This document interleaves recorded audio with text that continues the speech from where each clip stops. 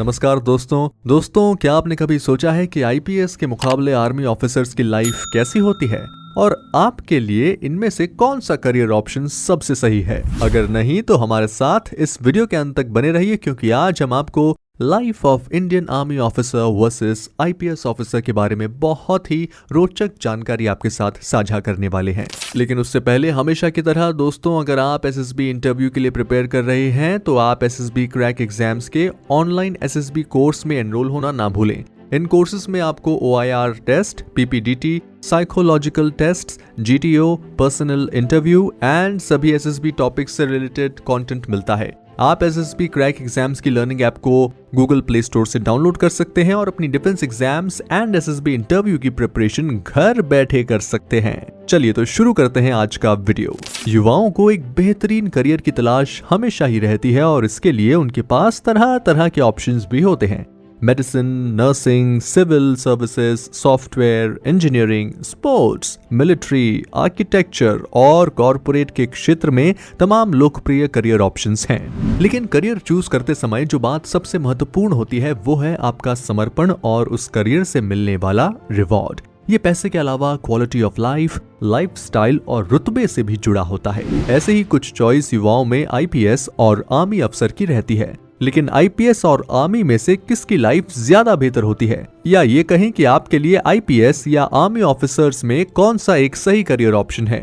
IPS cadets का foundation course जो कि 3 महीने का होता है वो Lal Bahadur Shastri National Academy of Administration Mussoorie में होता है। इसके बाद उन्हें 11 मंथ्स का बेसिक कोर्स जो सरदार वल्लभ भाई Patel national police academy Hyderabad से करना होता है।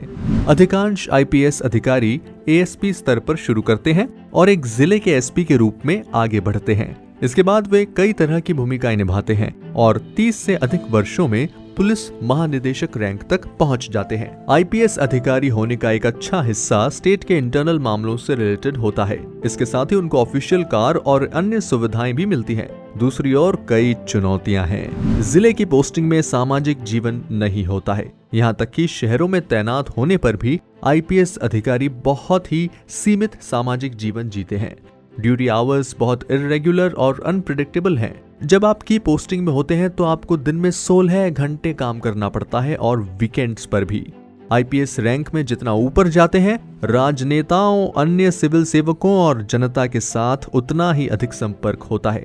इसके अलावा पुलिस सिस्टम हायरार्कियल है और ड्यूटी का समय आपके और आपके परिवार से अधिक महत्वपूर्ण है। इसका मतलब यह है कि काम के कारण परिवार को आपकी जरूरत होने पर आप वहां नहीं हो सकते हैं।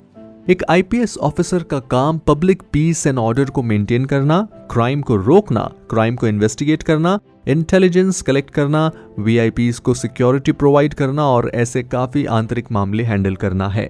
अगर बात करें अथॉरिटी या पावर की, तो एक आईपीएस की पावर उनके सर्विस स्टेट में बहुत ही ज्यादा होती है। CAPF, NSG, NDRF, intelligence bureau, research and analysis wing, SPG, NIA, CBI आदि को आईपीएस लीडरशिप ही कमांड करती है। एक आईपीएस अधिकारी मिनिस्ट्री ऑफ होम अफेयर्स के अंदर आता है। तो चलिए अब बात करते हैं भारतीय सेना की। तो हर साल सेना बेहतरीन युवाओं को आकर्षित करती है। सेना national defence academy, Indian military academy and officers training academy में अपने ऑफिसर कैडेट्स को बेस्ट ट्रेनिंग प्रदान करती है।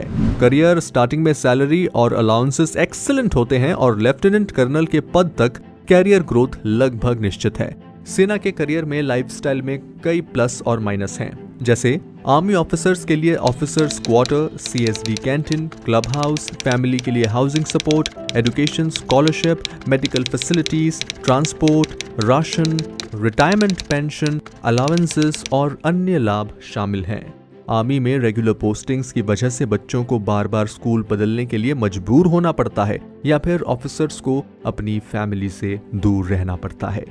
आर्मी ऑफिसर्स को संवेदनशील स्थानों पर पोस्टिंग के लिए जाना पड़ता है, लेकिन इसकी वजह से वो भारत के उन सुदूर क्षेत्रों को भी देख पाते हैं जिसको एक आम सिविल अधिकारी के रूप में देख पाना मुश्किल होता है। एक आर्मी ऑफिसर को ही हाई ऑल्टीट्यूड एरियाज जैसे कि सियाचिन ग्लेशियर में कमांड करने का मौका मिलता है, जहां पे किसी दूसरे सरकारी अधिकारी का जाना मुश्किल होता। एक आर्मी ऑफिसर को वॉर या काउंटर टेररिज्म एक्टिविटी में फ्रंट से लीड करना होता है। ये कहना गलत नहीं होगा कि एक आर्मी ऑफिसर का सर्विस के दौरान लाइफ रिस्क काफी ज्यादा होता है। एक इंडियन आर्मी ऑफिसर का असली काम हमारे देश को बाहरी दुश्मनों से बचाने का होता है। सेना कंट्री के इंटरनल मामलों में ज्यादा इन्वॉल्व नहीं होती है, लेकिन इंडियन आर्मी समय आने पे देश में इमरजेंसी के समय भी अपनी सहायता प्रदान करती है। एक आर्मी ऑफिसर का सोशल स्टेटस बहुत ही अच्छा होता है और सोसाइटी में उन्हें बहुत ही सम्मान के साथ देखा जाता है।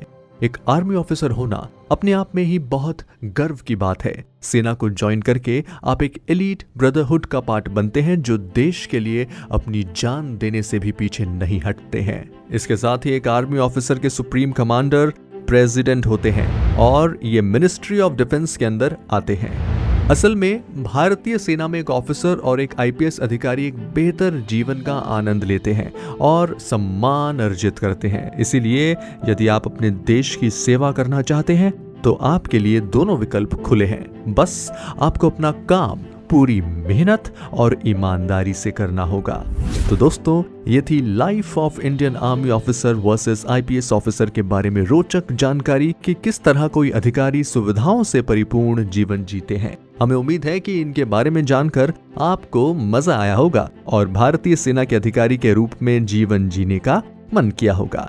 इस वीडियो को लाइक करना ना भूलें और दूसरे लोगों को भी शेयर करें ताकि उन्हें भी ऐसी जानकारी मिल सके। फिलहाल दीजिए मुझे इजाजत, मिलता हूं आपसे एक और वीडियो के साथ। तब तक के लिए जय हिंद।